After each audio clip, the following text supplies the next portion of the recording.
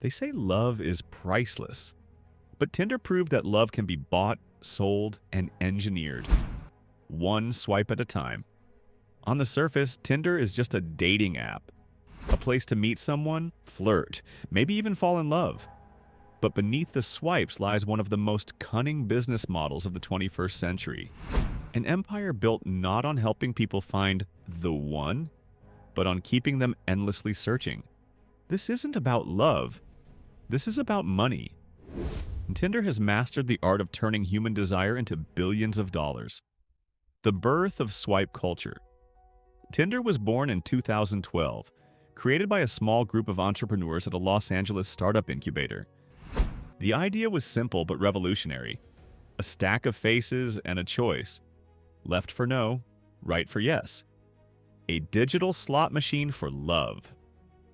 Almost instantly, it exploded. Within 2 years, Tinder was clocking more than 1 billion swipes per day. Young people across the globe weren't just dating anymore. They were swiping. Tinder had gamified human connection. And with that single innovation, dating itself would never be the same. Why love is bad for business. But here's the twist. Tinder didn't want you to find love. Because in the cold logic of business, love is bad for profits. The longer you search, the more money Tinder makes. At first it was free, but soon came the upsells. Tinder Gold, Tinder Plus, Tinder Platinum, Super Likes, boosts, pay-to-play features that promised better visibility, more matches, and even the chance to see who already liked you. But here's the dirty secret. Tinder deliberately limits what you see, creates artificial scarcity, and manipulates desirability. Behind the scenes, Tinder once used an internal ranking system, similar to an ELO score, to decide how often your profile appeared. High-ranked users got exposure. Lower-ranked users left swiping in the dark unless they paid to boost themselves back into the spotlight. In other words, Tinder doesn't just connect people. It rigs the game to make you keep playing. The psychology of swiping. The app taps into the same psychological tricks as casinos. Dopamine hits, variable rewards, that addictive pull-to-refresh mechanic. Every swipe could be nothing, or it could be a match. It's the uncertainty that hooks you. Psychologists have compared Tinder's design to gambling. You keep pulling the lever, hoping the next swipe will give you the jackpot. Except the jackpot here isn't money. It's love, validation, or at least the thrill of being wanted. But the house always wins. The human cost. And the cost is more than financial. Studies on dating app use show a troubling pattern. Higher rates of anxiety, lower self-esteem, and feelings of disposability. Instead of making people feel more connected, Tinder often leaves them feeling replaceable. A name, a face, and a swipe away from being forgotten. Worse still, Tinder has fueled what's known as the paradox of choice. When faced with endless options, people become less likely to commit.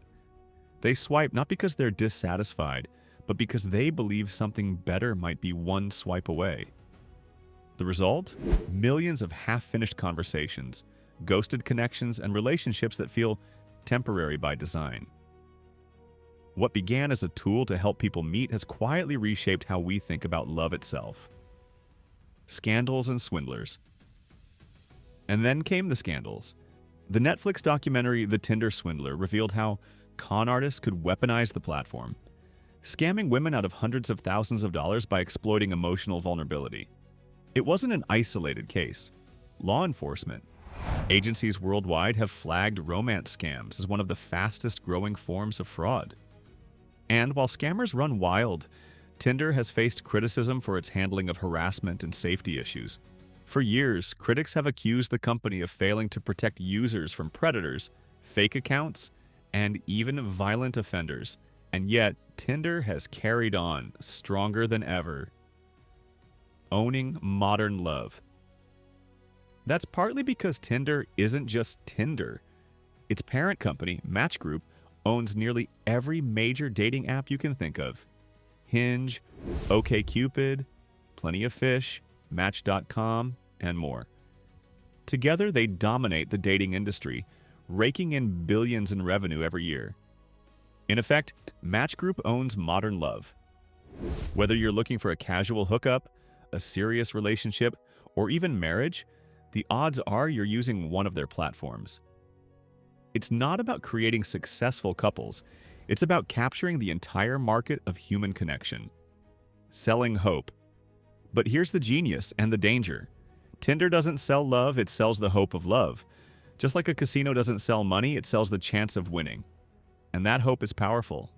People pay, they swipe, they boost, they keep playing the game. And Tinder's profits keep growing.